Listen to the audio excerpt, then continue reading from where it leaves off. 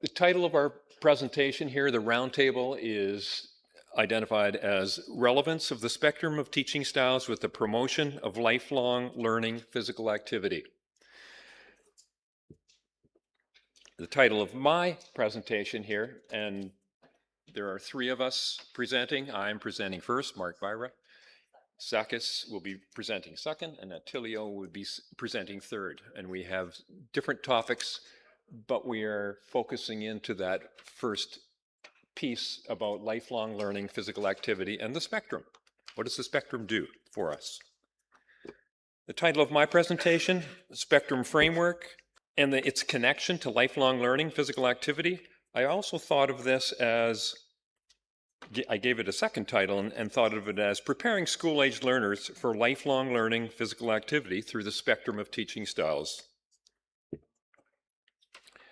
Given my 40 years, some years of learning about the spectrum and trying to fully understand it, which I still don't, by the way, and the educational significance of it,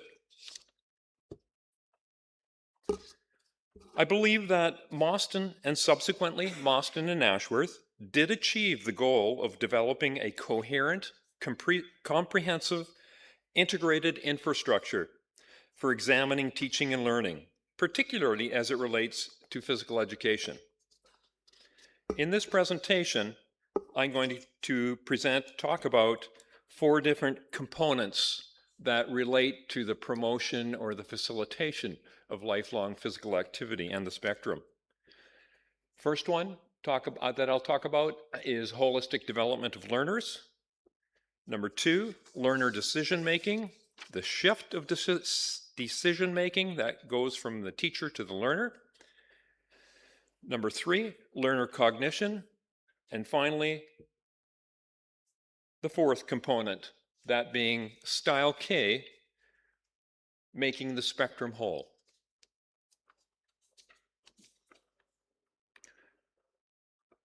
Component number one, holistic development of learners. Developing the physical, cognitive, social, emotional, and motivational developmental channels. Some of us would call those educational learning domains. Each landmark style meets a unique set of learning objectives based on who, the teacher or learner, makes which decisions about what and when. In turn, the learning objectives associated with each landmark teaching style underscores one or more of the 5 developmental channels that I've just mentioned. So, what does this tell us about the spectrum framework? First of all, it indicates that a vast array of learning objectives spanning the 5 developmental channels can be met through the 11 landmark teaching styles. Using a range of landmark teaching styles across the reproduction and production clusters will promote the development of a holistic learner and, in turn, increase the possibility of learners meeting a multitude of learning objectives that cut across the breadth of the developmental channels. Component 1, developing a holistic learner, is one way that the spectrum framework, with its comprehensive continuum of teaching styles, can help prepare school-age students for lifelong learning physical activity.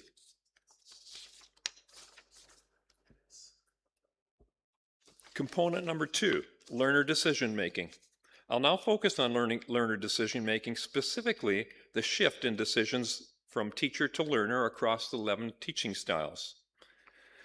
In style A, we know that, in fact, the teacher makes all decisions.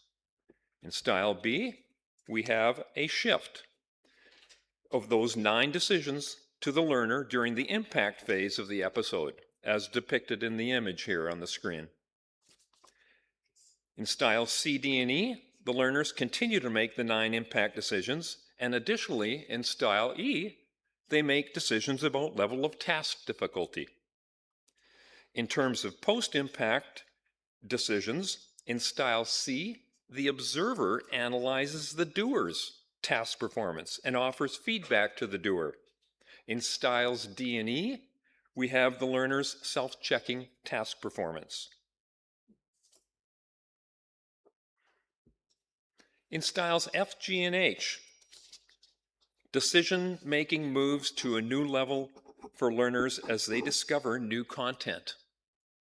During the impact phase of the episode in all three styles, the learners attempt to solve teacher-presented problems. In style F, they seek the single answer to a problem through a series of questions, lead-up questions. In style G, learners are given the question or problem to solve, and then they are asked to seek the single response on their own, in their own way, following their own pathways cognitively. In style H, the learners are asked to seek multiple responses to a problem.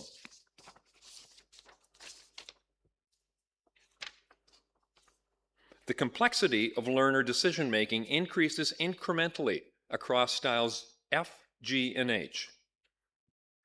In style I, as part of the impact decision set, the learners design an individual program from within the general content or subject matter area selected by the teacher. During the impact decision set, learners make decisions about the subject matter focus, questions to solve, and course of action to follow in the style I learning experience. And after implementing their program, post-impact, they assess their success with it, with the design of it. In style J, the learner determines what it is that they're going to be teaching, the general subject matter content. So for the first time, it is the learner who is making the pre-impact decisions as well as the impact and post-impact. In styles I and J, learner decision-making again increases to a new level compared to styles F, G, and H. In style K, an individual participates in the role of both teacher and learner. The learner makes all of the pre-impact, impact, and post-impact decisions. By participating in styles A through J, school-age learners will experience decision-making needed to engage in style K, self-teaching, which should serve to facilitate lifelong learning physical activity.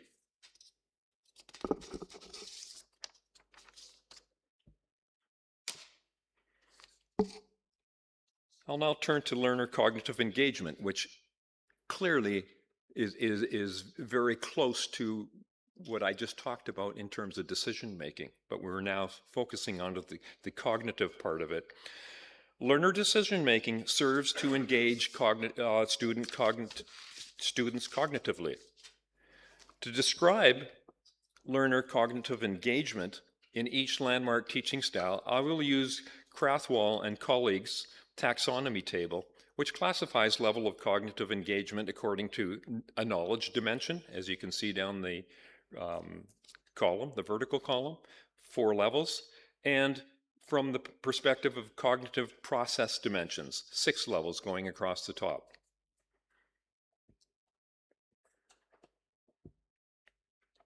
In style A and B, learners are engaged in the knowledge dimension factual, basic elements that students must know about the content. And in terms of the cognitive process dimension, remember, specifically recognition in style A, performing according to their observation of cue presentations, and recall in style B, performing according to their recollection of the model that was presented to them.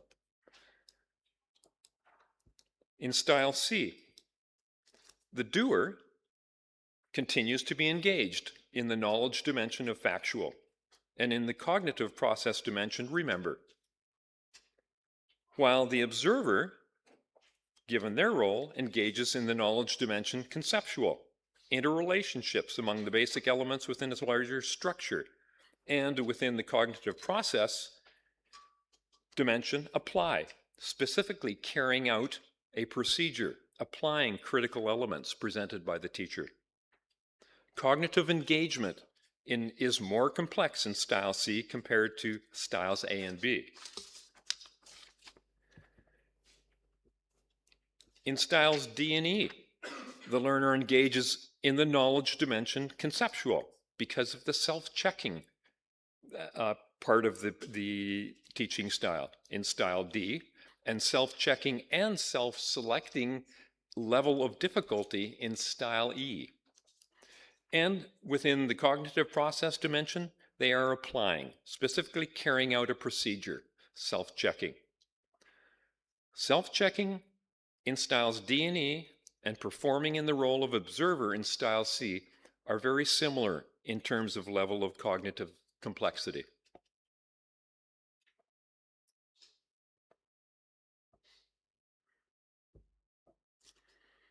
Styles F, G, and H, the learner engages in knowledge dimension of conceptual because of having to discover answers to a problem or an answer to a problem.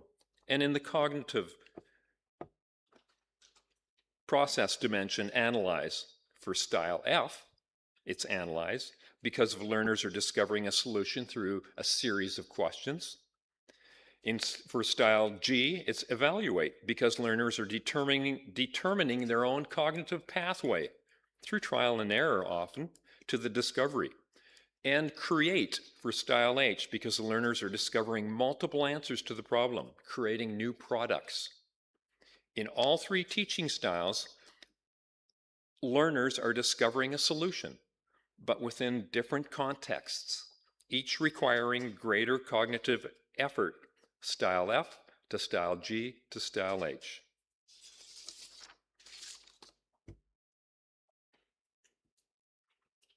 In style I, the learners engage in the knowledge dimension conceptual because of having to design an individual program within the general subject matter content identified by the teacher.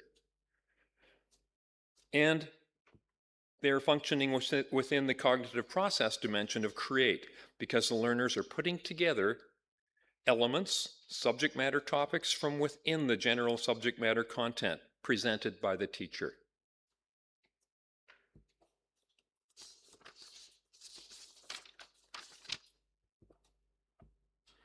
In style J, the learners engage in knowledge dimension of procedural, how to do something, because the learner determines for the first time general subject matter content for the learning experience. It's theirs, it belongs to the student. And they are functioning within the cognitive process dimension of create, because the learners are putting elements together. In style K, the individual is participating in the role of learner and teacher, and they are engaged in the knowledge dimension of metacognitive, knowledge of cognition in general, as well as awareness and knowledge of one's own cognition. And within cognitive process dimension, create. They're putting elements together to make an original product. To summarize,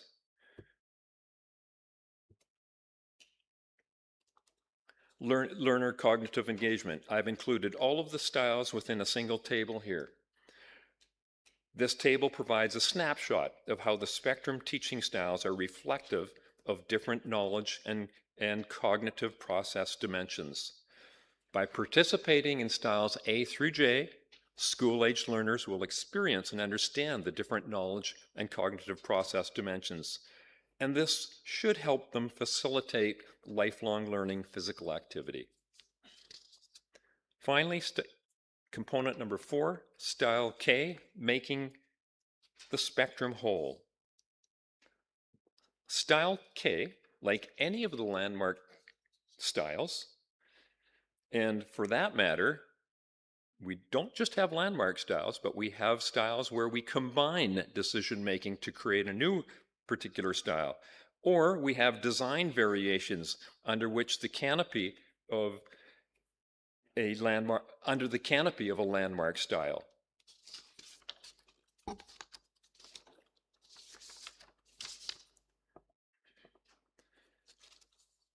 But style K represents only a portion of the human experience found within the spectrum of teaching styles. However, style K is the piece of the puzzle that makes the spectrum whole. As Mostyn and Ashworth state, the internal logic of the spectrum leads to the realization that it is indeed possible for a person to self-teach, to take the role of both teacher and learner. Style K, the piece of the puzzle that makes the spectrum whole, strongly suggests that Mostyn and Ashworth believed that one of the underlying functions of the spectrum was to facilitate lifelong learning, physical activity in students beyond the K-12 experience. In conclusion, these four components in combination serve to facilitate lifelong learning, physical activity in learners in K-12 physical education. Thank you.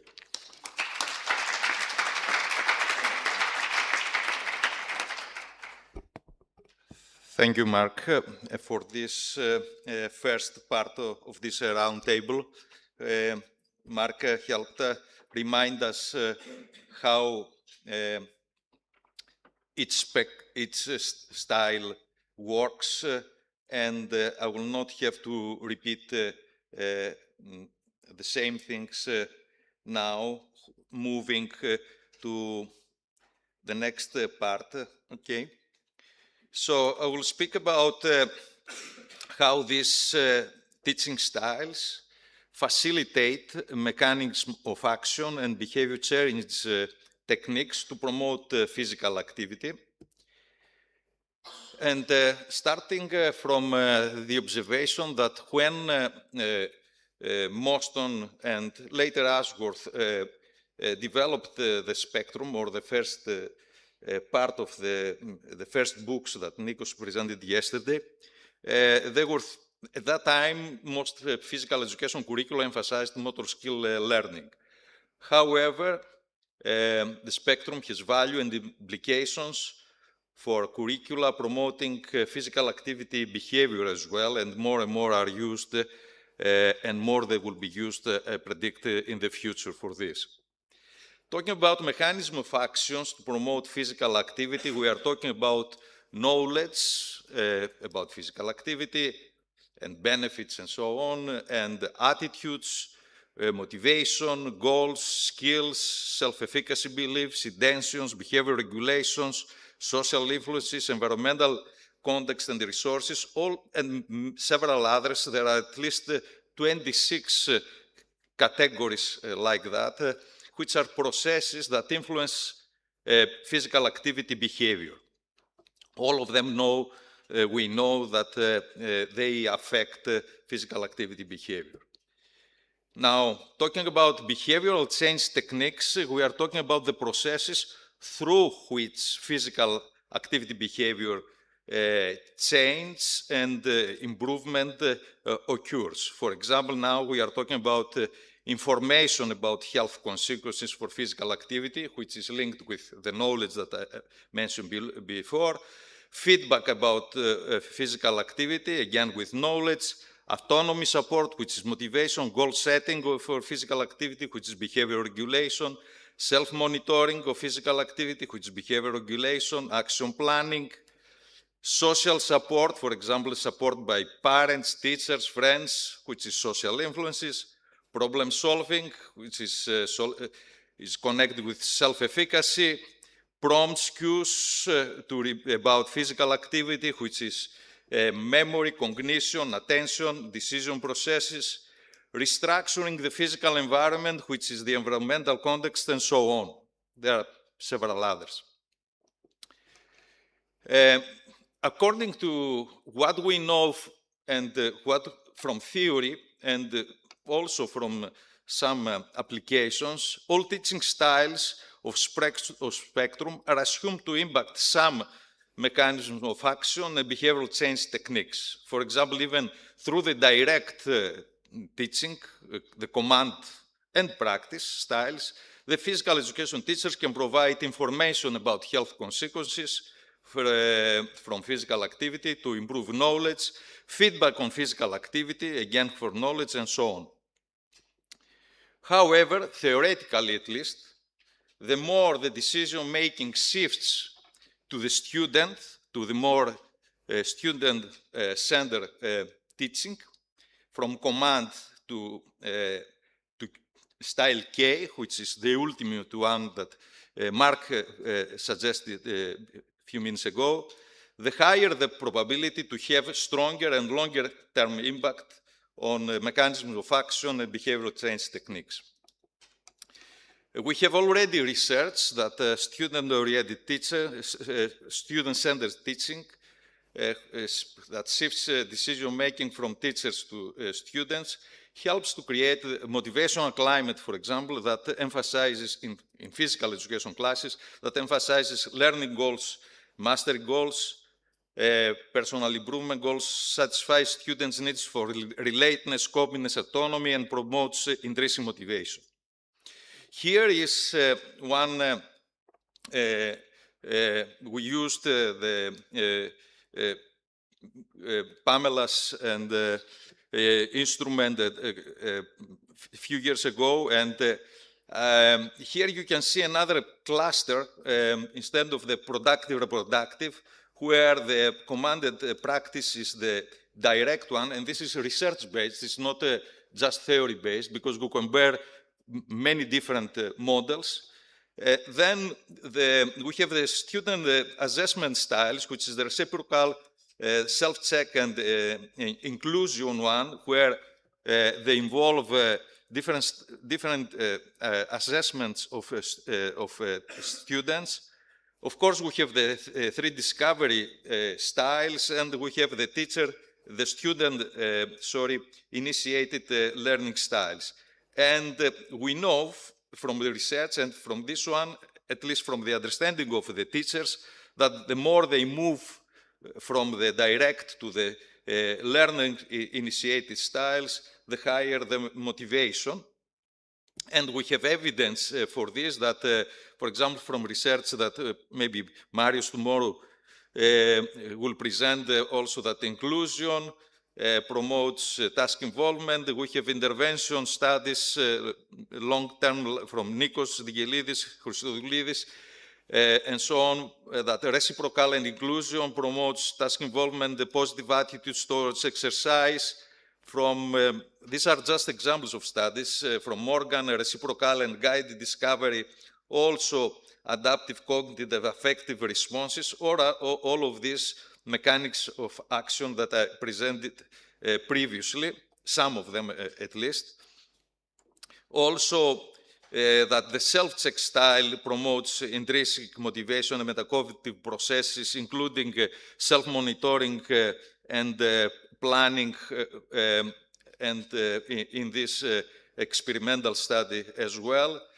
And other experimental studies that several different styles, reciprocal, self-check, inclusion, guided discovery, convergence and divergent discovery styles promote intrinsic motivation, metacognitive activities, and again, self-monitoring, planning, and so on, which are useful in their mechanics of actions and behavioral change techniques as well to promote physical activity. They can be used to promote physical activity. In another study that tomorrow will present it here from one of my students, you will see a more recent application of reciprocal style to promote a climate, promoted self-transcendent climate, which is to help classmates to improve the holistic development that was speaking previously, teamwork and flourishing well-being are central aims of physical education curricula, Olympic education, since we are here as well to remind. But to remind as well that teaching styles by themselves do not make the difference. It is how we apply them, and how we shift decisions is the most critical for success. Here you can see a study, a very interesting study by Kirby and colleagues, showing that even the practice style can be used to promote autonomy, competence, intrinsic motivation, identify regulation. But in this practice style, students had several options. So it was not, as it is categorized, for example, very much direct. You can see that the students had the option to select a partner, to find their own location, to start the task when they were ready to do. Here you can see a very interesting example which moves, in my opinion, it's not just practice, but it can be also inclusion style, which is practicing at the pace and rhythm that reflecting their level of skill, very close to the inclusion style. Asking questions for clarification, so on and so forth. So the point is then not the style only, but how we are using the style. And if we are using the style, there was a discussion previously and some questions, what we are doing with the teachers who do not know or they are asked to use more student-centered styles, but they have been not taught to apply them effectively. And then they feel imposed, they feel controlled to go, then expect that this effect might be worse than if they are going to use the command or practice style that they know better. Because it's not the style itself, it's a point how they shift the decisions, how they communicate, and how they make students really autonomous oriented and involved in the process. So teaching styles requiring many decisions for students might need extensive teaching training in several countries where they do not have yet. We hear discussions in the first couple of hours before in Asian countries. Much longer time to increase students' competence during teaching and then to maximize autonomy.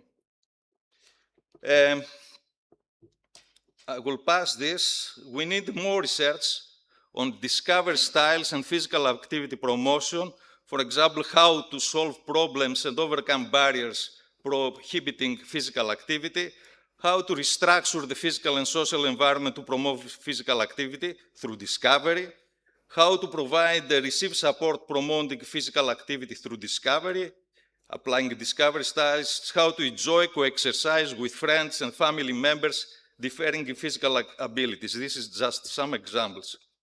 And more research on the combinations, it was heard previously from Mark, combinations of different styles, for example, combining discovery and inclusion to develop competence and positive attitudes towards enjoyable co-exercise with others differing in physical activities. One interesting example in physical activity promotion, which is used very much a tool to promote physical activity, is the goal-setting program. But from the beginning, I realized many years ago that this is a combination of the self-check that makes self-monitoring and also the inclusion. So, because inclusion helps to set the goals that you select and is according to your skills. So we are not putting the same levels of difficulty in terms of physical activity promotion. And we can see different kind of combinations of this kind of styles. So a successful implementation of the self-teaching style, the K, is the ultimate goal of the K style, of physical literacy and health-enhancing physical education curricula, of course. But to arrive there, we need more research and practice on the implementation of the learning designating individual program, the I, the learning initiated style, the J, and we need them because these are very important to promote physical activity through teaching physical education and, for example, behavioral change techniques like action planning, problem solving, and so on. And in the next years, you will hear more the term co-creation with learners, programs to promote physical activity is going to be the new tendency. Co-creation, you will hear co-production, co-design with learners will be heard more and more, and in physical activity promotion and health. And these are, of course, styles A and J, plus the discovery styles, of course, and they are, I expect, to have impact in many, if not most, of mechanics of actions and behavior change techniques that are used for physical activity promotion. And that's from me. Thank you very much. Here we are. I'm used to say buongiorno, calimera, good morning. And we are moving, within this topic, the topic of this roundtable, that is the promotion of lifelong learning, physical activity. We are moving to a little bit different topic. And I have a question for you. And because I'm speaking about artificial intelligence, the answer is very technological, raising your hand. And who is using artificial intelligence to have suggestions for his or her exercise, physical activity? Very few people. Thank you very much. But this is not what is happening around the world. So this is the recent starting point of the story. We published at the end of last year this review and about artificial intelligence driven about virtual assistance for physical activity promotion. And what is nice, the story of this paper, is that we sent the paper to 2 top-level sport science journals. They provide a desk rejection, and we publish on this journal, that is Artificial Intelligence Review, that is within the top 5 journal in computer sciences. So what is happening? This is also another question, interesting question for we all. Okay, what is happening when the coach, please note that we use coach, not teacher. I repeat, it is a different story here. When the coach is not human, okay, what we know, AI is increasingly present in all physical activity settings. And it provides instruction, guidance, and feedback to users, and very often very good guidance and instruction, and it can influence motivation and engagement in physical activity. So this was our question. What teaching styles does AI use? And but before answering the question, let I show you a couple of numbers. Okay, this is the summer 2025 Wellness Watch report, ABC Fitness. It is not easy at all to find information about the dimension of the phenomenon. Okay, data from 40 million members, 30,000 fitness facilities, and 650,000 fitness coaches. And what is here? Almost 1 in 2 consumers were using AI-based fitness or wellness app daily, 30% using weekly, and we have a large generational gaps, and you can see the number here, from 38% in millennials to 12% in boomers. That is exactly my group here. And again, just very few numbers here. This is another report, published a few weeks ago by Jitnax. I'm reading with you, the AI fitness market is exploding from what is estimated that today, 9.8 billion, it's a lot of money, really a lot of money, to a projected 46.5 billion in 2030, that is behind the corner. It is not a long time, of course.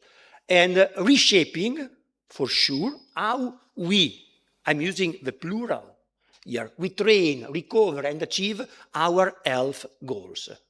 So what is the meaning here?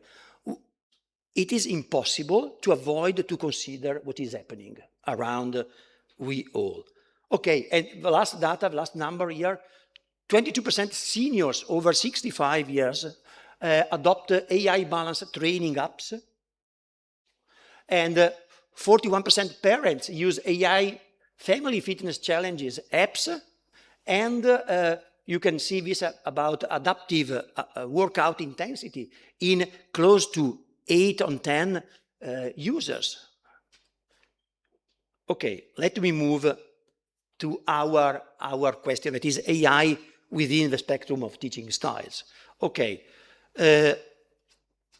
what we know, it is the great part of the current AI support reproduction, sorry, it is a sort of joke of word, of known knowledge.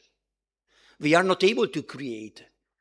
AI can just use what the artificial intelligence is learning, and it is within, for sure, the reproduction cluster of the teaching style. Okay, AI can act as a personal coach. You can read here practice style B, a virtual peer or mirror of the activity. It could be reciprocal and self-check, C and D, or through real-time difficulty control, it can mirroring the so-called by Mostyn and Ainsworth, slanted rope. And it is, here we are in between the inclusion style. I'm moving very, very quickly through my slides. Okay, this is the question, what? Understanding where, within the spectrum, AI chatbots are when they are answering our prompts. And remember the number of people are using this. And how?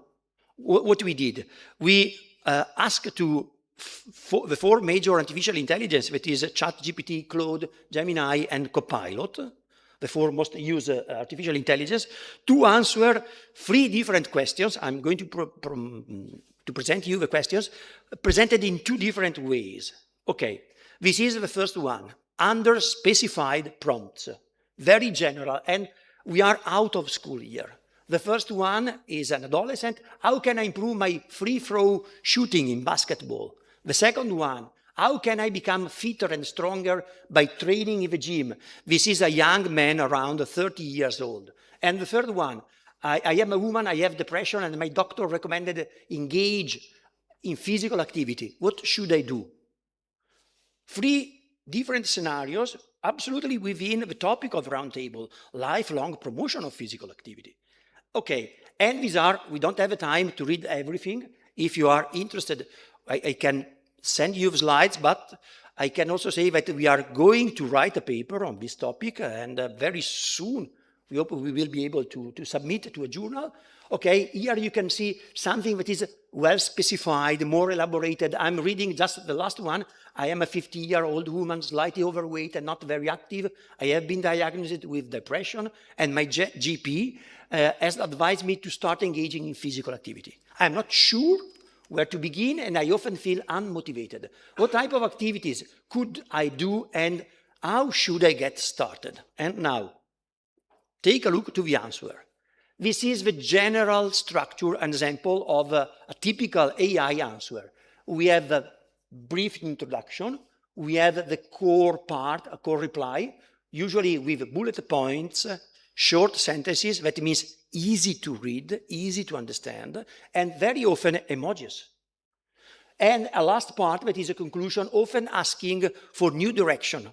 What are you interested to do in the next future? And here, okay, don't read the left part, that is the description of the teaching styles. You all know very well what it is. Okay, this is about basketball. You remember the prompt. I would like to improve my free shot. Okay, style A, the command style, list of things to do. Start small and build gradually. This is Claude. Fix your shooting mechanics, ChatGPT. Grip and end position, Copilot. Or style B, the practice style. What's your current free throw percentage? And what part feels hardest, mechanics, consistency, and pressure? Gemini. And just tell me what feels manageable right now, Copilot. It is, yes, we all agree, we prepared this with my team, part of my team, that this is very well written. It is a very good feedback, but let's go. Okay, with here, within the style C, the reciprocal style, not very evident, but some chatbots use comparisons.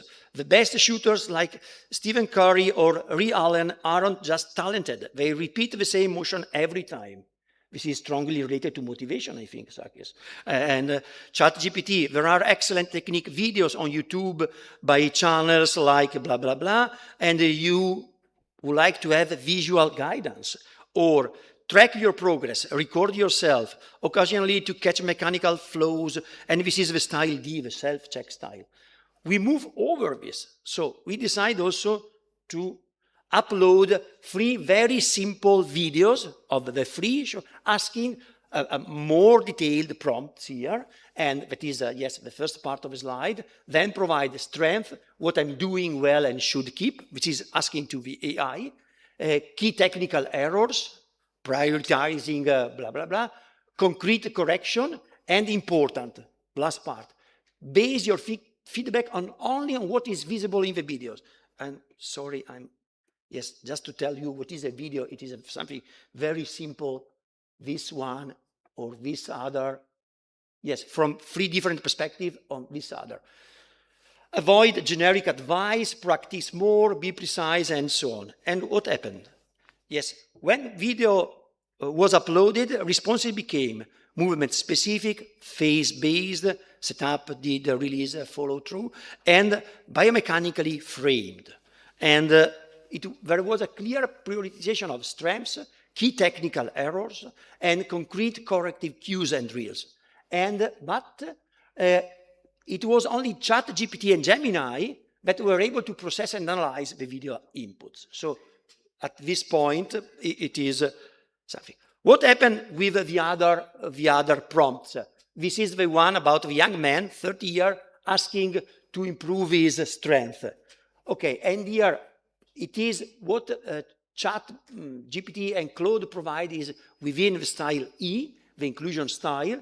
Your body adapts only if you gradually increase the challenge and weight and reps, improve technical control, and there is a progressive overload is the foundation of all strength and fitness gains, and so on.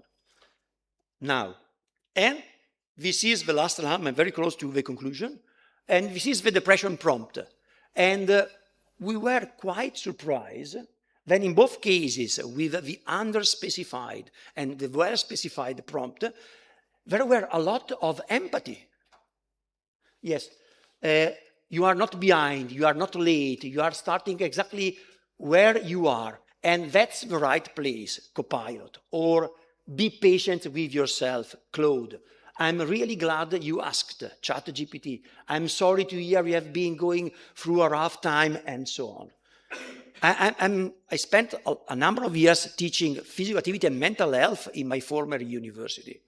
And when I was teaching this subject, in case one of my students was able to provide such a kind of feedback, I have to be honest, I was very happy. Okay, conclusion.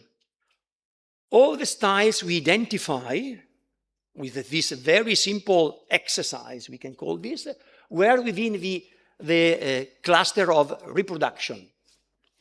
The cluster of production, FK, it seems it is not yet considered by AI chatbots. And we added also a question to the 4 AI, asking, what do you know about the spectrum of teaching styles?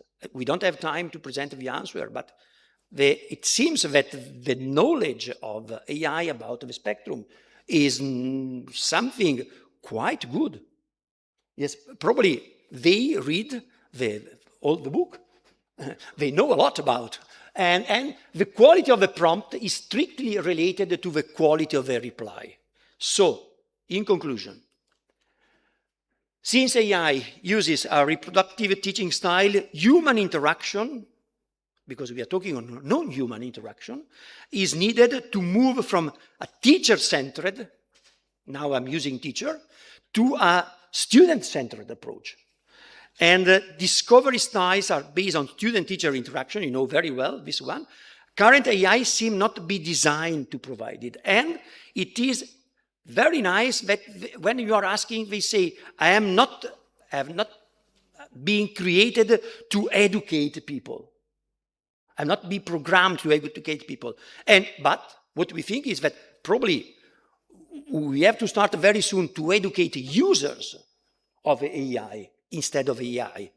Because they should be educated on how to formulate prompts, on how to consider their reply, and so on. So, this is really my last sentence. Less control style, JK, are still weak in chatbots.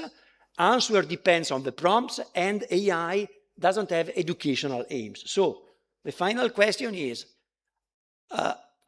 can this approach, that is the AI approach, be something useful to move people from the sofa or not? Because this is the question when we are talking about lifelong learning practice. Thank you very much for your attention. And yes. Maybe generative AI might provide discovery styles. Yeah. the next wave of AI. I don't have a question, but a short comment about Attilio's the presentation. Congratulations, first of all, really. I used the Socratic discussion technique, the asking question techniques, and it works very well, really. But for discovering, but you can try it. But also, 2 or 5 weeks ago, I saw a robot, the Boston Robotics, Boston.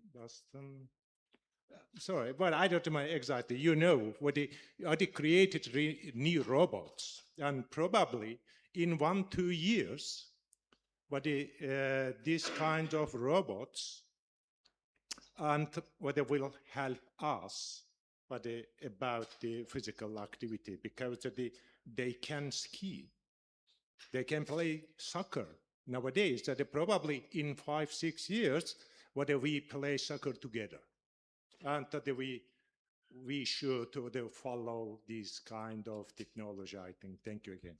Hello. I am just a PE teacher, so my question, not from the presenting, of course, is we are using videos and some of AI in the school, and we are just take our students to see a video with such a good technique, because we can't do in every module so good technique. And I am curious, what about if we could connect AI with a PE teacher in the schoolyard for the future? Thank you.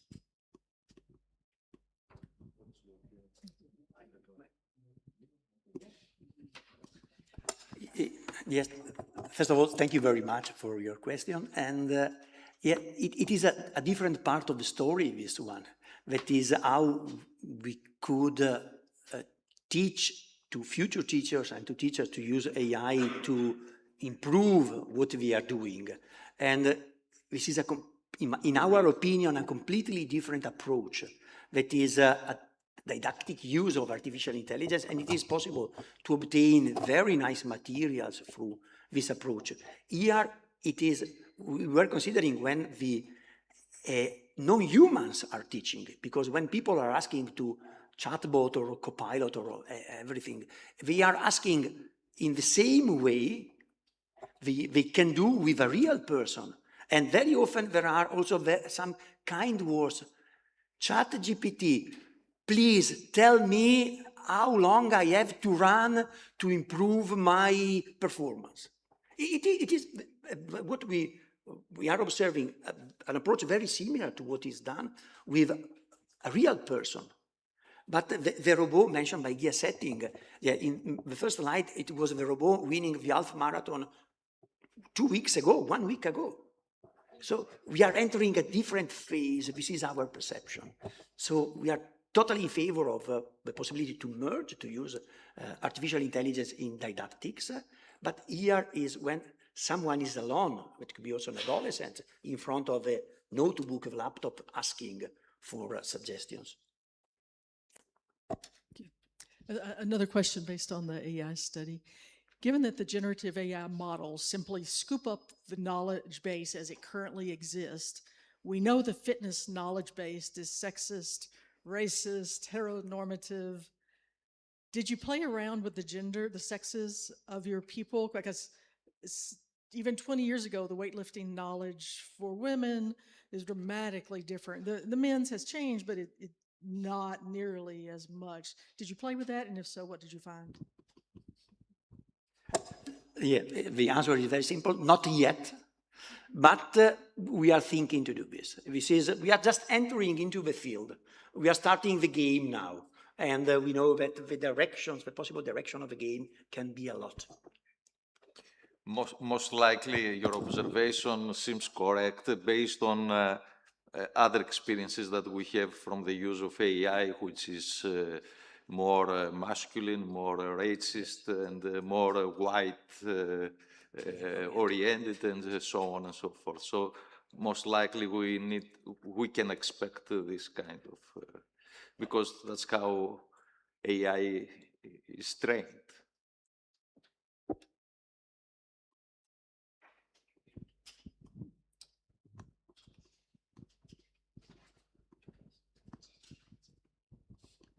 Thank you for your presentation.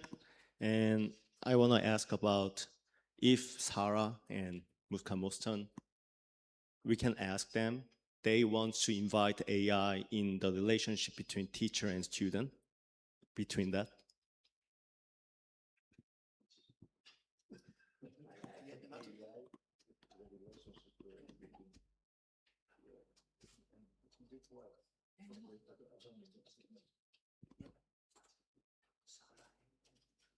Because I know AI is a very great instrument.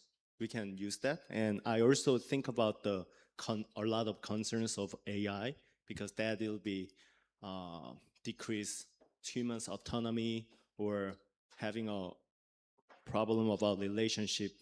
Also, I think who or which institution have to harness the AI generation, because it also have an advantage and disadvantage. So my personal opinion, because I'm not, I mean, from what I have seen so far in the literature and working on this, is that we don't have even very well established guidelines. This is related to the other question that we had about how to train students, even in universities, even in very much advanced universities that they are in the front line of AI development. I was not very satisfied from all the guidelines that they had about how to use AI for the training of students, university students, for example. And we have almost just in the beginning of the research to understand how the use of AI facilitate or will not facilitate critical thinking, for example, or all these, I mean, interactions and human interactions and so on. So we have no idea yet. That's what's going. We are the beginning of research across all fields, and most likely this is going to happen in physical education as well for the several next years. Just a very short comment. It seems that we are running at two different speeds. Yes, just to remember, we all should remember that ChatGPT opened mid-2023. It was 3 years ago only. So it is unbelievable, yes, how fast they are growing, and probably the educational system is not able, because it is our characteristic, we are moving slowly compared to what is happening around. We took us in Greece one generation in order to start moving from command to I don't know, to style, not to productive, but anyway, to style C and D and so on. So you understand that about this, I mean, it goes so fast. I don't know, we have to think differently about how we educate people.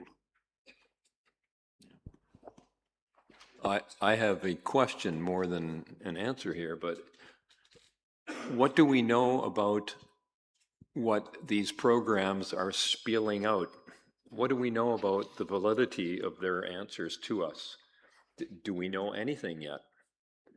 how correct are they, are they, what kind of information are they providing us? Is it actually appropriate information, based on research, etc.? We simply don't know. We have to read answer by answer. Yes, it is the key. This is the key question. But it is impossible to provide a clear answer. What we can say is that by looking to what we obtain, the answers we obtain were very detailed. When the prompts were created well, the answers were correct, technically correct. Yeah. Thanks for your presentation, really thought-provoking. And I think you kind of mentioned this in your presentation, and you've just said it again now, is that it's only going to give you the answer that's of the same quality as your question.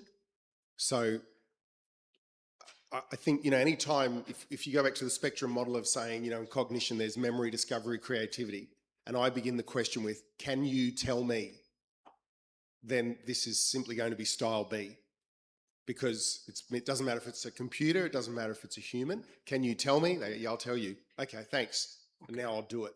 But that's it. And I think that was evident a bit in the the inclusion style that it said, oh, you need to slowly increase your intensity.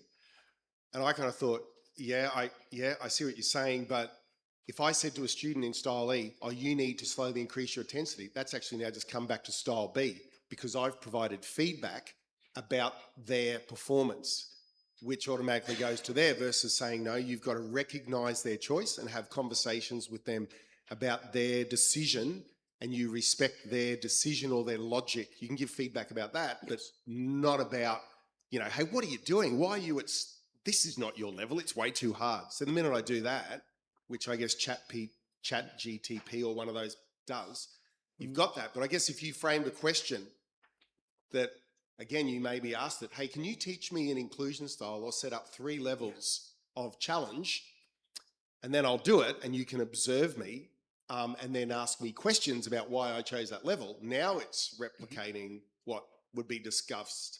But again, but nearly the student would to have the equivalent knowledge of the teacher to be able to ask the question, which kind of then leads me back to Mark's presentation of going, if you taught someone with all the spectrum styles and they develop those skills, then I guess when they get to the last 3 styles, they're able to then say, hey, Mark, could you do a inclusion style episode for me to do windsurfing? Oh, okay. But it's only when I have that knowledge, if I'm smart enough to make those choices, I guess. So. Yes. First, thanks so much for your presentation. I have only 2 questions. The first one is related to the past presentation on the taxonomy table. Yeah, because maybe procedural knowledge, we can use it to apply. For example, we ask the student to analyze the game performance. Yeah, in such cases, in physical education, we have to give the student some basic procedural knowledge and ask them, try to analyze the game performance and consider how to improve their performance, how to develop their praxis and so on. We are doing it. But in the table, the procedural knowledge are not included in the applying. Maybe there is another possibility to add some, to revise the summarized taxonomy table. This is my impression, sorry. And then the second one is the discussion on these topics. For example, the teacher can enhance the subject matter knowledge in using the AI. And if we can use the AI more correctly, maybe we can give the feedback to the students' knowledge, how they can understand so well, what is the mistakes or misunderstanding. Maybe such the use of the AI, we should consider, because in the short time, teacher can check if student can understand correctly the knowledge, basic knowledge, how they can use it effectively. If AI can do it, teacher can get the much more information how to decide his decisions to improve student the outcomes in shortly. This is my impression. Thanks so much. First of all, my hearing is really bad. Okay? I can only hear out of one ear. So could you just repeat? So what is the question that you have? Sorry, the possibility, how to revise your summarized taxonomy table. Is it completed or there is some possibility to revise? This is my question. Is this clear or not clear? Maybe you can show the taxonomy table you have shown us. There is a style. Show you the taxonomy that you presented. Yes. Yes, and the question. So your question is in relation to the table that I used with the knowledge and the process? And process. Maybe there is another possibility to revise. This is my impression. Yeah? Okay. Even though you have shown, I mean, that taking Krathwohl's work or his instrument that he has created there, and it goes back to Bloom's taxonomy too, which was the original work of his that he worked with. And it is the knowledge function and then the cognitive process dimension is really looking at objectives specific to each teaching style. So what are the main objectives of style A, or the primary one, or style B or C, or whatever it is, and then applying the definitions of what these categories are. And in terms of what I identified here was, I would argue that I indicated, for example, with style C and D and E, when you're self-checking or giving feedback to your doer as an observer, you are at least initially just applying information. You have a task sheet in front of you, and you know what the cues are. You've been presented those cues, and then you as the observer are trying to see what your doer is doing and then applying the particular cues that they have given you. And frequently, the action that takes place or the analysis that takes place between a doer and observer is actually incorrect in terms of the feedback that is given, because the observer doesn't know the content well enough. But in time, they will, if you allow the kids to practice and you work with them as a teacher to do that. I don't know whether I'm answering your question or not. I don't spend much time. Therefore, maybe later I would like to talk with you. Yes, it's okay. Because we have to close this session because there is another session immediately after this. And thank you very much, everyone. Thank you.